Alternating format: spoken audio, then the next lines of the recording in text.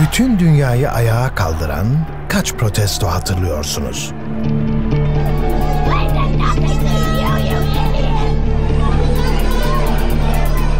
...2024 unutulmaz protestolara tanık olduğumuz bir yıl oldu. Dünyanın dört bir yanından insanlar, İsrail'in Filistin'e uyguladığı soykırıma kendi dillerinde dur dedi.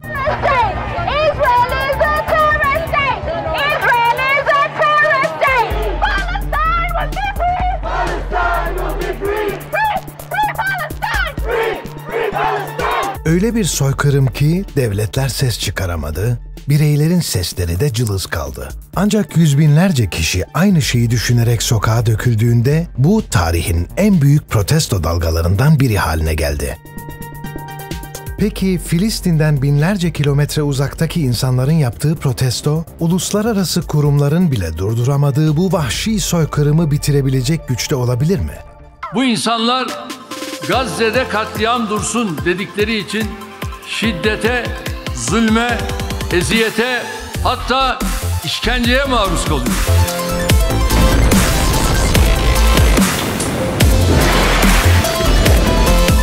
You know, call to the world to you know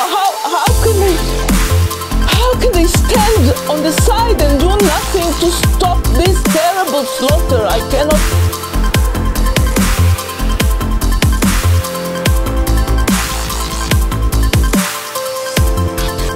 İsrail'in Gazze'deki saldırılarına karşı Filistin yanlısı protestolar devam ediyor.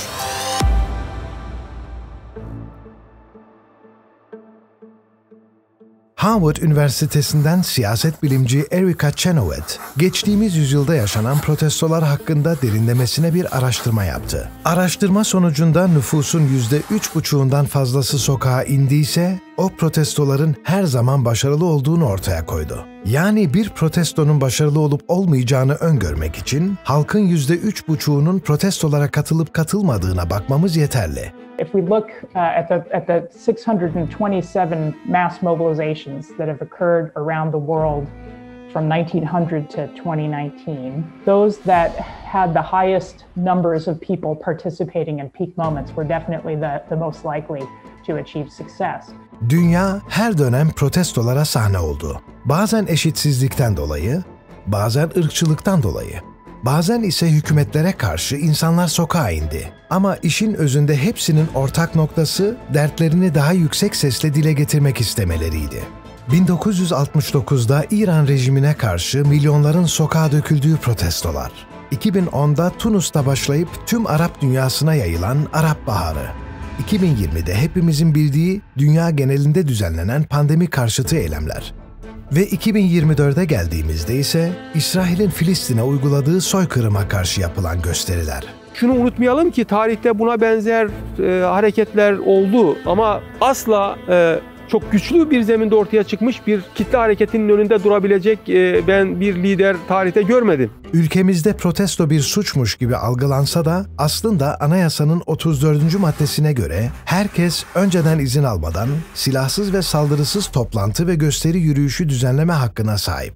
Burada önemli olan nokta protestoların şiddet içermemesi. 7 Ekim 2023'te İsrail'in Filistin'de başlattığı soykırımla beraber ülkemizde protesto hakkını kullanmak isteyen pek çok kişi sokaklara döküldü. Herkes kendine göre bir eylem çeşidi düzenliyor. Kimisi okuduğu okulun bahçesinde çadır kuruyor, kimisi bir yerden bir yere yürüyerek hakkı hakikati haykırmaya çalışıyor ve Gazze'nin yanında olduğumuzu, Gazze'yi asla yalnız bırakmadığımızı, bırakmayacağımıza, bu yaptıklarını gördüğümüzü, yaptıklarından şikayetçi olduğumuzu ve bunu yapmaması gerektiğini, tüm dünyaya bunu haykırmaya çalışıyoruz aslında.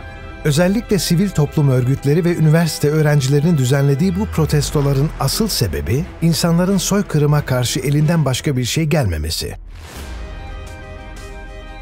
Soykırımcı İsrail ürünlerini boykot etmek ve sokaklara çıkıp tepki göstermek dışında bireysel olarak yapılabilecekler sınırlı. Sadece Türkiye'de değil, dünyanın dört bir yanında Filistin'e destek gösterileri düzenlendi. Doğmamış çocuğa bile soykırım yapan bir topluluk var. Robotlar var aslında. Sadece öldürmeye yönelik kodlanmış robotlar var ve biz gerçekten ne yapacağımızı bilmiyoruz. İnsanlar kendini bu yüzden sokağa atmak istiyorlar. İnsanların kalpleri ağrıyor, bir şeyler yapmak istiyor, bu soykırımı durdurmak istiyorlar. Ama durduramayınca, ellerinden bir şey gelmeyince sokağa çıkıp bağırarak onu protesto etmek istiyorlar. Sadece Türkiye'de değil, dünyanın dört bir yanında Filistin'e destek gösterileri düzenlendi. Ama en çok da Amerika'daki üniversitelerde düzenlenen protestolar ses getirdi. Öğrenci protestolarının ilki Harvard Üniversitesi'nde başladı. Hatta Harvard Üniversitesi'nin rektörü Claudine Gay, Filistin'e destek eylemlerini engelleyemediği için çok eleştirildi ve baskıya dayanamayarak istifa etti. I will ask you one more time. Does calling for the genocide of Jews violate Harvard's rules of bullying and harassment? Yes or no? Anti-Semitic rhetoric when it and is it anti-Semitic rhetoric? Anti-Semitic rhetoric when it crosses into conduct that amounts to bullying, harassment, intimidation, that is actionable conduct and we do take action. Düşünebiliyor musunuz? Amerika Birleşik Devletleri'nin en ünlü dünya çapındaki üniversitesinin rektörünü fikir hürriyetine engel oluşturacak şekilde protestolara gereken tavrı göstermedi diye görevden aldılar ya. Şimdi bu saatten sonra kalkıp bu riyakarlıkla, bu ikiyüzlülükle Amerika Birleşik Devletleri kime biz demokratız diyecek? O yüzden bu Siyonist bağnazlıktan Amerika Birleşik Devletleri kurtulamazsa bundan sonra hiç kimseye bence ne kadar demokrat olduğunu da anlatamayacak. Mart 2024'e kadar protestolar çok yaygın değildi. Ta ki ABD polisi, Columbia Üniversitesi'ndeki öğrencilere sert bir şekilde müdahale edinceye kadar. Bir anda öğrencilerin Filistin'e destek eylemleri ülke gündeminin ilk sırasına yerleşti. Right now, protests at Columbia University escalating with students breaking into and taking control. Leave or go to jail. That's today's message to hundreds of protesters now on college campuses. The battles on college campuses across the country as police are called in to crack down on pro-Palestinian protesters. Okul yönetimleri yıllar sonra kampüslere polisleri sokuyorlar. Yüzlerce öğrenci gözaltına alınıyor. Okuldan uzaklaştırılıyorlar, yurtlardan atılıyorlar.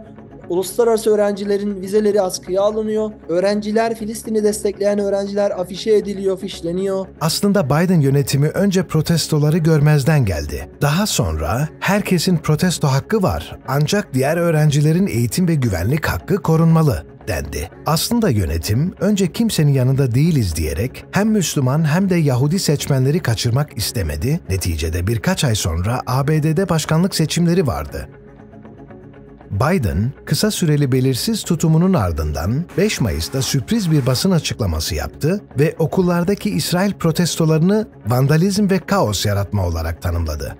Yani ilk defa protestoların karşısında durdu. Biden'ın bu açıklamasından hemen sonra neredeyse tüm okullarda polis protestoculara müdahale etti, gözaltına aldı ve kurdukları çadırları kaldırdı.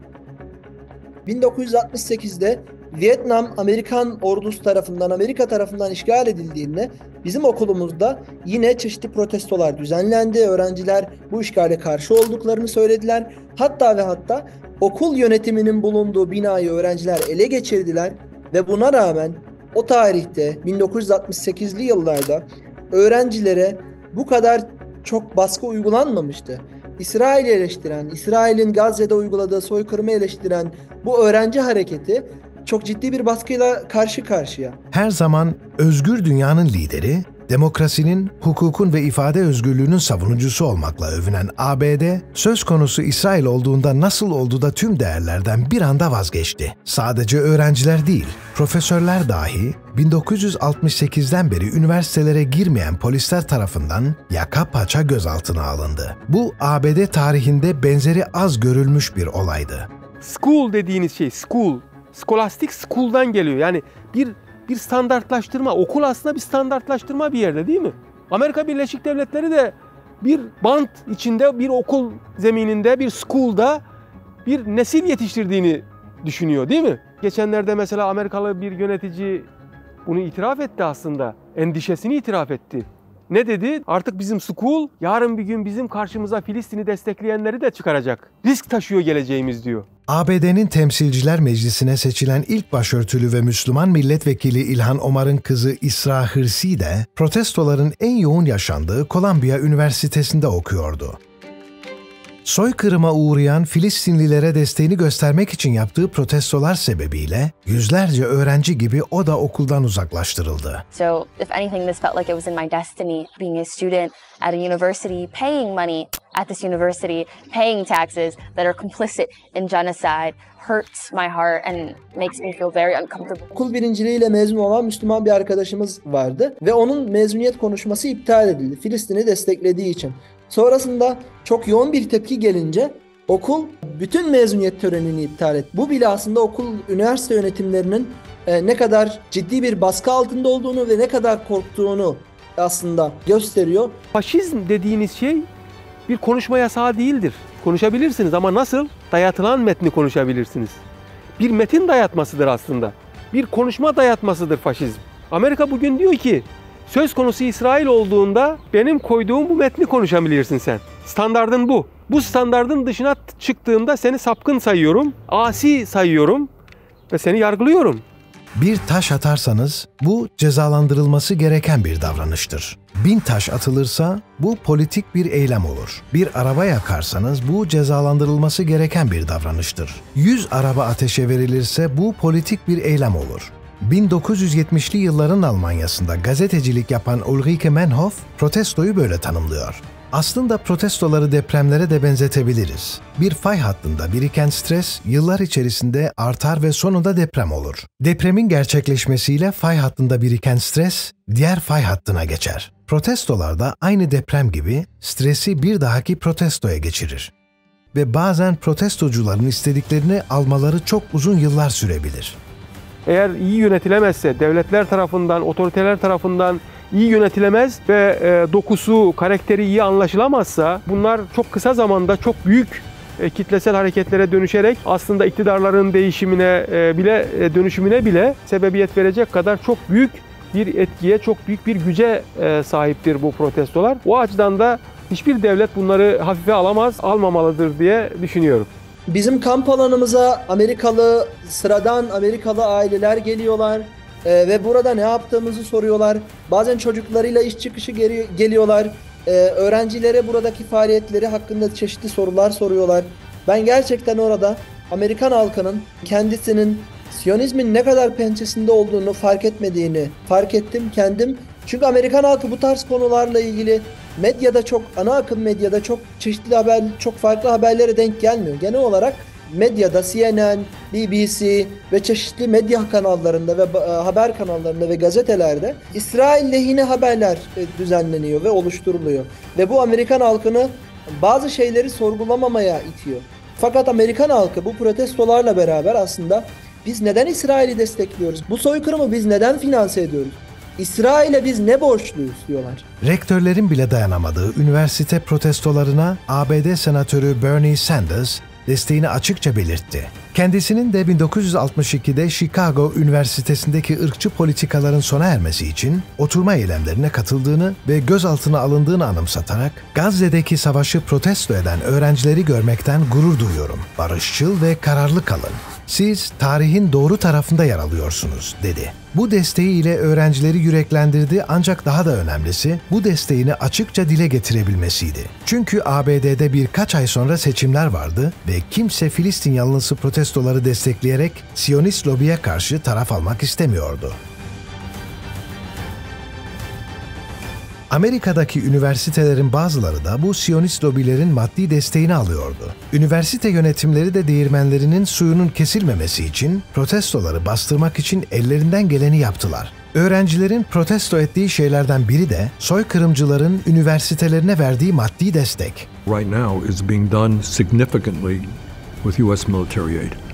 So the 2,000-pound bombs which have the capability of wiping out entire neighborhoods, those are American bombs. Gazze için bu kadar protesto, bu kadar yürüyüş, bu kadar eylem yapılmasaydı, bütün dünya halkları ayağa kalmasaydı belki de şu anda Gazze diye bir yer kalmazdı diye düşünüyorum. Protestolar geneline bakıldığında adeta Siyonist lobi tek başına tüm dünyaya karşı durdu.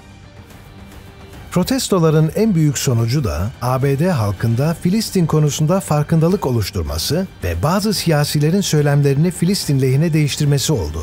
Ancak üniversite protestoları Mayıs ayının sonlarına girerken zayıfladı. Öncelikle polis neredeyse her yerdeki çadırları kaldırdı. Ardından üniversiteler ara tatile girdi ve okullarda öğrenci kalmadı. Bu protestoların aslında başarılı olduğunun önemli bir göstergesi Biden'ın İsrail'in Refah'a yapacağı muhtemel operasyona karşı orada olumsuz bir tavır takınması. Aslında ben bunu buradaki protestoların doğal bir sonucu olarak görüyorum. Çünkü buradaki protestolar ABD halkı nezdinde de çok yankı uyandırdı ve ABD hükümeti içinde, seçime yaklaşan ABD hükümeti içinde bu ciddi bir endişe oluşturdu. Sadece ABD'deki üniversiteler değil, dünyanın dört bir yanından insanlar ve ünlüler de kendi yöntemleriyle İsrail'e karşı eylemlerini yaptılar. Uzun yıllardır İsrail-Filistin meselesinde tarafını belli eden Filistin asıllı dünyaca ünlü model Bella Hadid, Mayıs 2024'te düzenlenen Cannes Film Festivali'nde kefiyeden yapılmış elbisesiyle sessiz protestosunu yaptı. Tüm dünyanın yakından takip ettiği aynı festivalde Oscar ödüllü oyuncu Cate Blanchett,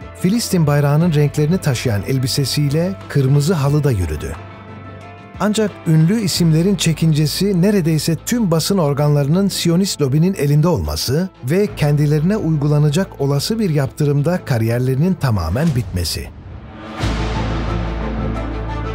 Peki eylem yapmaktan sadece ünlüler mi çekiniyor? Halkın içinden kişilerde rahatsız oldukları duruma karşı eylem yapmaktan çekiniyor olamaz mı? İnsanların şöyle bir çekincesi var. Ben sokağa çıkarsam ne olur? Yani siz sokağa çıkarsanız öncelikle kendi yaranıza, kendi kalp ağrınıza şifa bulma yolunda bir adım atmış olacaksınız yani. Ve gerçekten ben sokağa çıkarsam, siz sokağa çıkarsanız hep beraber el ele ses verirsek ancak işgalcileri, işbirlikçileri veya zalimleri, kötüleri durdurabiliriz. Belki biz sokağa çıkmasaydık, belki bir şeyler yapmasaydık, belki Gazze'yi bu kadar konuşmasaydık daha kötü şeyler olacaktı. Eminim olacaktı.